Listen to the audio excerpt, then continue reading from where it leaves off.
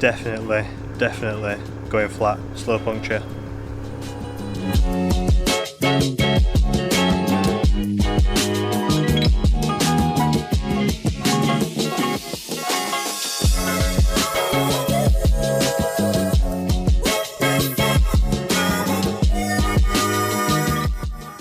So what's going on everyone, welcome back to another video. Now we're not focusing on tyres, although I do have a couple of tyres ready to fit, or when garages become more readily available, ready to fit, I'll drive them down, throw them in the back of the car. What we're doing today, and if you've ever been in a situation where you're in a drive-through, you'll feel my pain, you'll know the pain of not having cup holders. And this car, my EG, every car I've owned basically hasn't had cup holders. I'm changing that today. We've got this little piece of JDM rarity that's going to be going in the car. I've also got a little piece of JDM here as well. Now this I'm pretty sure is fake, I bought it off eBay, but I'm going to throw it on anyway. It looks very cool, and this is the budget build, so who cares if it's fake, right, as long as it looks the part. But yeah, that's what I'm going to be fitting today. In this particular slot here, move the car colour and stuff. So this is going to have to come out, and then this is going to go in. Hopefully it's a straightforward install. Should be. When I took the you know, the gear, the boot and everything off previously, when I did that, didn't have a single problem. So I can't imagine it being a problem. Famous last words maybe? I don't know. Anyway, let's crack on.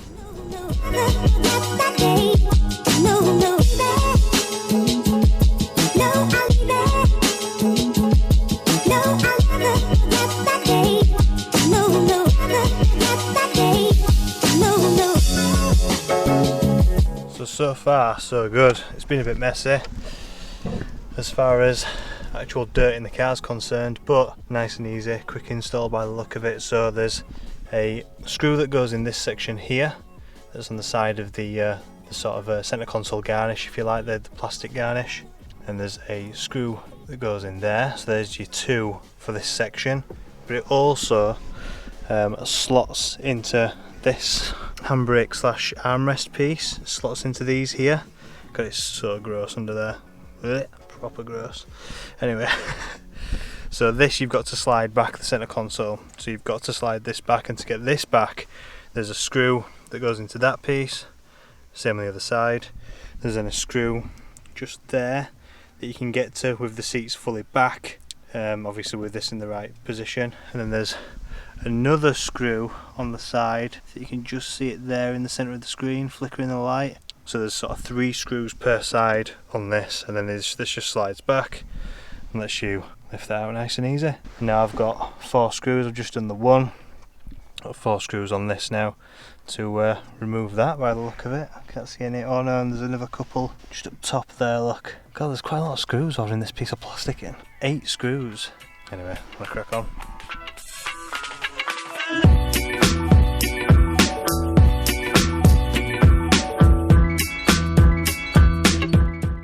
There's loads of room behind here. Like, there's probably still, if I can just get that out, there's probably still a bit of room just underneath here where you could probably fit, you know, like a small lamp maybe. But either way, this fits snug as a bug in a rug, and there's like little locating pins as well, just on the back. There you go. So those little pins go into that little hole just underneath the screw, so it slots in perfectly. Very nice. Get out of the way, getting up. I'm going to be so happy with my new cup holders. Those that know the pain driving a car without cup holders, you know why I'm doing this.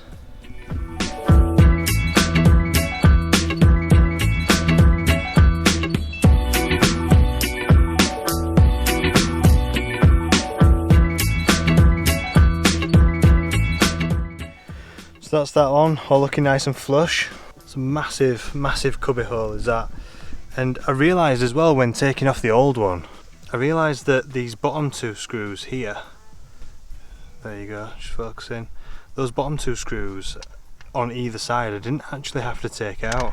So this is like an interchangeable sort of unit where you've got like a bottom part and a top part, and I'm guessing if you were to have like a single DIN radio put lower down, you'd be able to use that sort of metal cage there to house like a head unit in that section. So I'm guessing they did different variations of the centre console bit.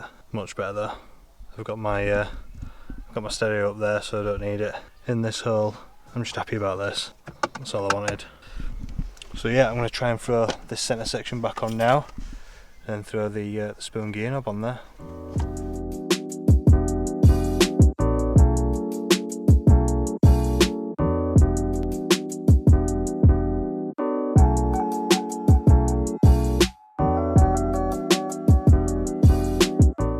So that's the centre console and the armrest fitted, and now I just have to fit the spoon gear knob on here and get rid of this universal sort of fitting one. If anybody's interested in this, if I like the spoon one, I'll probably end up giving this away once I hit 2,000 subscribers most likely.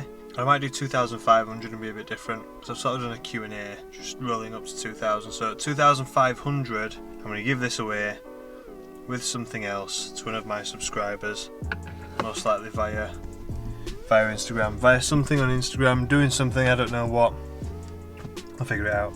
Anyway, you're probably wondering why I've got these spare screws here. Now I've got these screws because they came out of this. Oh, there we go. They came out of this and they went on either side of this this like one din sort of section, so I don't need them. I've also got rid of the big metal plates on the side as well. Whereas this unit, this one's just it's all plastic. There's nothing to it. It's probably a bit lighter as well, to be honest. It's probably a lighter centre console than the other one, so that's quite cool. A bit of weight reduction, bro. And now I'm going to fit the spoon fake gear knob. Sorry, wrong packet. Here we are, the fake spoon part. Now the reason why I know this is fake is because the original spoon gear knob doesn't come with the sticker applied. It comes so that when you've fully tightened it down, you apply your own sticker so that you can get it perfectly straight. Also,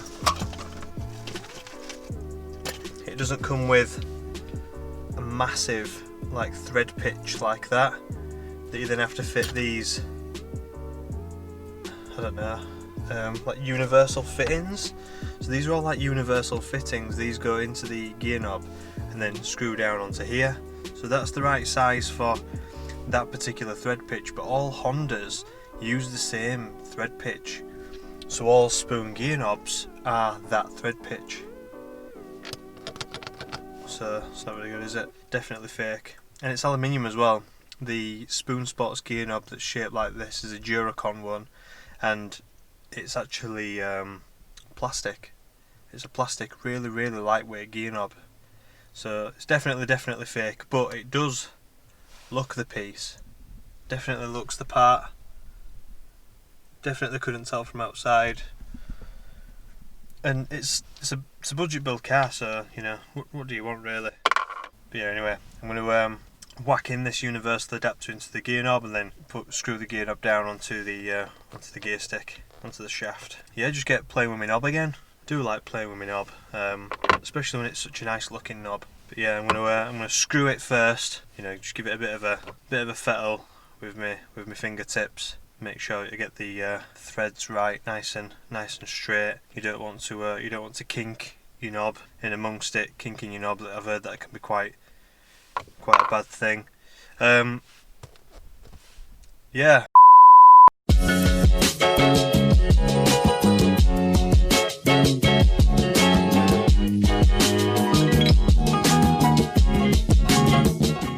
So you may have saw I had to improvise a little bit in getting this installed. Basically by using a bit of this, I had to throw some gaffer tape on the threads so that I could get it screwed on so that it wouldn't pull off. It literally, with the universal fittings, the bigger thread pitch, so rather than the self sort of tapper thread that you get inside that just screws on, and that's the part that manually screws onto the threads on the gear shaft. I had to sort of screw it on to the gear stick, the gear shaft, and then once I'd screwed that on, the gear knob, that went on with it, but you could pull the gear knob off of this wider thread pitch, so not very good, really crap. I'll have to see how it goes. It's very secure as we speak. It's straight as well, or as straight as it can be. I can always swap it back for that one, but I'm going to see how it goes. I'm going to see how it is, you know, how livable it is. See how it goes. I do like it. It does look pretty cool, to be fair. So yeah, knob installed, knob successfully screwed. Now I'm going to call this video here. Thank you very much for watching. I'm sorry if I'm perspiring a little bit. Is that the right word? I don't even know. It's just so warm today, it's hard to even think. But yeah, and most likely, bear in mind if this doesn't do well, I might end up buying another gear knob, I have no idea. But if the spoon gear knob doesn't do well, then I will probably fit this again. I bet I'll have, you know, plenty of time before I hit 2,500 subscribers to determine whether or not this fake spoon gear knob is worthwhile keeping. Either way, I'll be giving the spoon gear knob away for somebody who wants to put it on a transit van, because that's what the native thread pitch that's inside it looks like it was made for. And I'll give the, you know, the little universal fittings or whatever. It'd be funny to have like a spoon gear knob in a Nissan or something like that, maybe just as a bit of a joke, but or in something that you've case swapped, maybe that'd be quite cool. But if not, I am going to be giving away this particular shift knob, this universal gear knob, and I will throw in, it's already been sort of drilled if you like, or screwed for Honda threads, so this will fit nicely any Honda. And I will throw in the other universal. This has been drilled a lot tighter as well, by the way, for the universal fittings, so I don't think you'll have the same problems what I did with the spoon one. But at 2,500 subscribers, I'm going to give it away regardless. This and a bunch of other things that hopefully I come across while I'm doing these particular videos and these builds, and hopefully somebody out there wins it that's subscribed. But I'm going to call the video. Thank you very much for watching, and I'll catch you in the next one. Stay tuned for more on the budget EM1 Civic build and more videos from me. Bye for now.